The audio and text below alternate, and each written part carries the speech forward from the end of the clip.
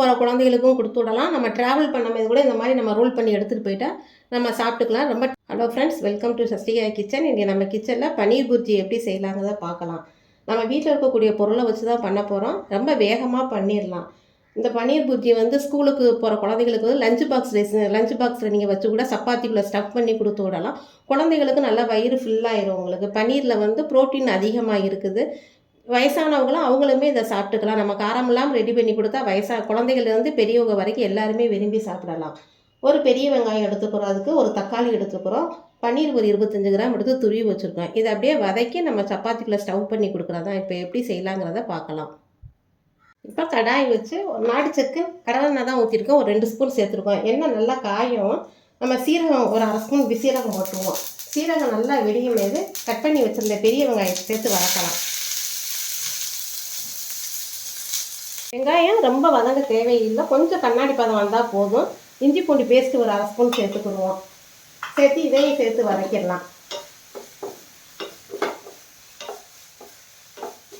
தக்காளி பழம் நம்ம கட் பண்ணி வச்சுருந்தோம், ஒரு தக்காளியை சேர்த்து வதக்கிடலாம். இந்த வெங்காயம் தக்காளி நல்லா வதக்கும் போது மிளகாப்பொடி சேர்த்துக்குருவோம். நம்ம வீட்டில் இருக்கப்படி தான் ஒரு 1/4 ஸ்பூன் சேர்த்தா போதும். நம்ம காரத்தை பொறுத்து சேர்த்துக்கோங்க. மஞ்சள் தூள் ஒரு 1/4 ஸ்பூனு.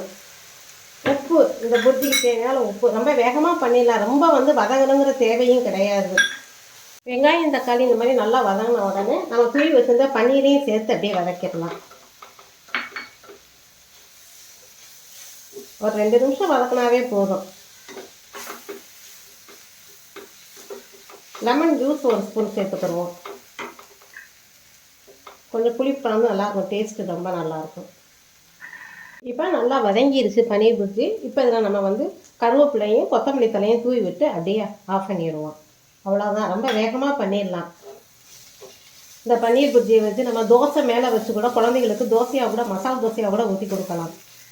டேஸ்ட்டு ரொம்ப நல்லாயிருக்கும். குழந்தைங்களுக்கு நல்லா வயிறு ஃபுல்லாகவும் ஆகும். பன்னீர் புர்ஜி இந்த மாதிரி பண்ணி பாருங்கள், டேஸ்ட்டு ரொம்ப நல்லாயிருக்கும்.